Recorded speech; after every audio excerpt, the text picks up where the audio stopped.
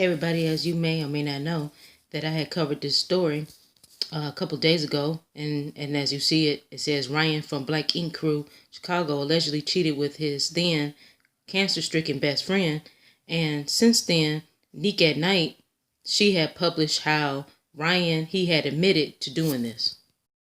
About what's going on, because anything that I say, and apparently anything that I don't say, can come off as arrogant. It can come off as narcissistic. So when you just let other people tell your narratives, things can go so far one way. So I give it to y'all as we wrote it down and do what we got to do. Man, some of y'all just, I don't know what y'all. Gosh. So, like I said, even me speaking about what I'm speaking about is still humble yourself. Y'all have no idea. But so I'll give it to you the same way that I put it out, or the same way that I put it together. So, without further ado, so as many of y'all have seen in the last week, it came out that I had slept with a friend of mine's ex, and also the mother of his child, which happened to also be my godson's mother. That was true. There were some situations where that happened almost about 2 years ago, and then more recently, within the last 2 months.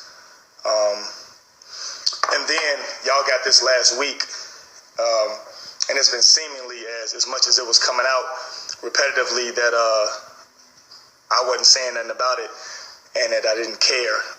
That wasn't the situation. That's far from what it is. I think literally when y'all got the information, I was in Vegas.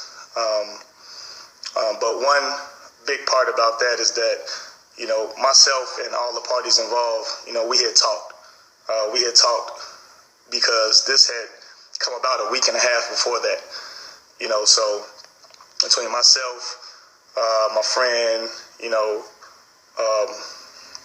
the woman involved, my kid's mom involved, and then some of our other friends, we had all talked. It was a bigger situation that was going on throughout that whole last week and a half. So, we had all talked. Most of y'all know, especially from Chicago, y'all know Anthony and I as, friends. Some of y'all know us as brothers. Y'all know us as friends for a long time. So the weight of this situation, for what it is, was just heavy. It was heavy, but we dealt with it. I think the main initial purpose was that when y'all got it, I was still in Vegas, and it was coming out day by day on blogs about this, and I didn't say anything. I wasn't addressing it. To y'all understanding, we had already addressed it. It seemed like I didn't talk to him, or we didn't speak or anything like that. We had been talking every day since, it came out a week and a half before that. So we had been talking about our friendship. We had been talking about, our mistakes. We had been talking about, our brotherhood. How do we continue on as friends? What's going on with our children? So, we had been talking about it for at least a week, every day, even up until that day. So when it came out to y'all, for unbeknownst reasons, that, it wasn't for me to directly go and counter, what made him go and put that to the internet. Him and I had already talked about it. Him and I had addressed it. It wasn't me running from it. It wasn't me not talking to him. We had already addressed it. We had been addressing it repetitively over the last, week. So, but just now, when you're in these positions, you got to relive what's going on. So now I had to relive it with y'all. Y'all have to take it. And this is just me taking the accountability to let y'all know that we talked about it. We went through it. Y'all just got it maybe a week and a half later, but then we were like, let's see how we can take it forward. Again, I wrote all this down because I got to be strategic in how I speak to people, because everything could be taken as narcissistic or arrogant. In these situations, I am somebody that avoids harder things. I don't be liking to talk about things at face value. when it's coming on like that, like when the blogs are dropping, and I was out in Vegas, it's like, all right, man, just let them do what they got to do. I wasn't even on the internet, and if I was just posting what I was doing, so, what was I saying? So like just to the people that support me, like it would seem like my behavior since this came out is, has just been a arrogant, pompous attitude, like, so what, I don't care, that's not it, that hasn't been it, It's not what grown men do, it's just ignore it. Like, no, we had addressed it before, and I could address it again. I just wasn't addressing it when the issue came out publicly, with the notion that it came out. Overall, no matter what the situation is, I can't go into so many different things about why and how. I'm in a position where anything that I say is not going to matter to y'all.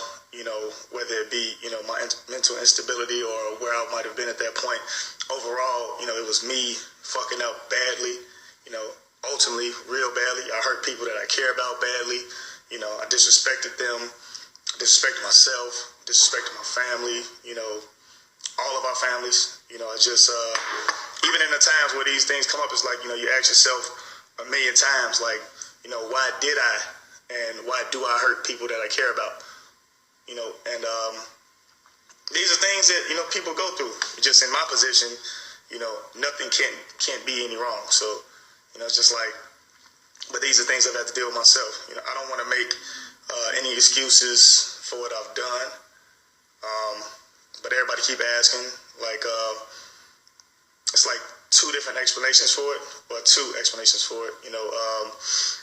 So people who know me most, the people who know me the closest, know that over times, and a lot of times even because I hide it very well, I've been in some pretty dark places at certain times.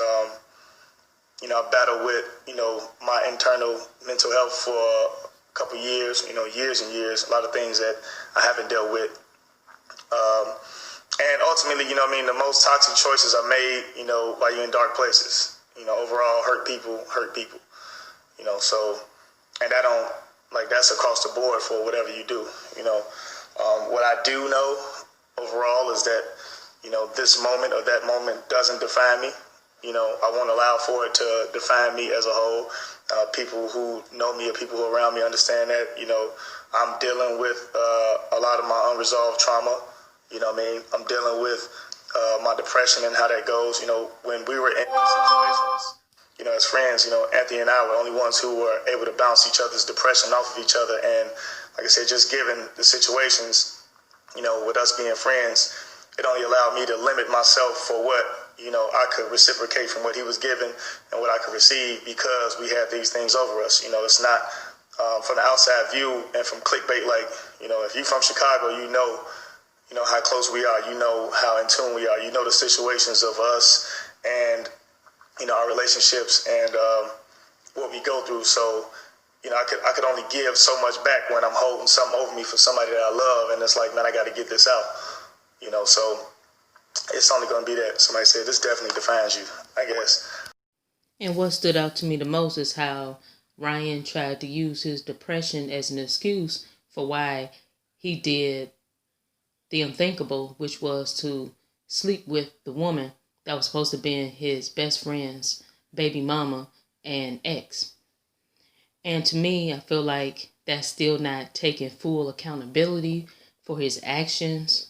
And I feel as though the reason why he came forward was because so many bloggers and vloggers like myself were chiming in on it and giving our opinion of how we felt, how he was arrogant and how he didn't care about what happened, which in my opinion, I feel is true because how he said that the man was looking for sympathy. Tell me, what do you think? Please like, share, and subscribe. I'm out.